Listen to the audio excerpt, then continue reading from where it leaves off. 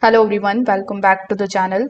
So if your Teckin smart plug is not connecting to Wi-Fi or if it keeps failing during the setup, don't worry. In this video, I'm going to show you some of the working fixes that you can try and see if the problem is gone forever. So first of all, one of the most common reasons why the Teckin smart plugs fail to connect to Wi-Fi is a 5 gigahertz network. So Teckin plugs usually only supports the 2.4 gigahertz Wi-Fi network. So make sure that your phone is connected to the 2.4 gigahertz band during the setup. Now, the second thing that you can do is you can just simply reset your Teckin smart plug by pressing and holding this particular power button for at least 5 to 10 seconds until the LED starts blinking rapidly.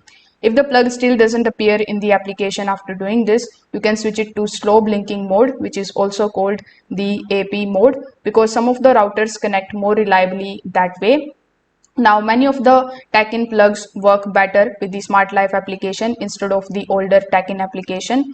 So you can delete the old offline device from the application before trying to reconnect it. Now, during the setup inside the application, make sure that you unplug other smart plugs nearby that also be in the pairing mode. And this can sometimes confuse the application and also interrupt the connection process. So you need to simply keep these things in mind and follow these troubleshooting steps and you are good to go. So if this video helped you out, make sure that you like this video and subscribe to the channel. Thanks for watching.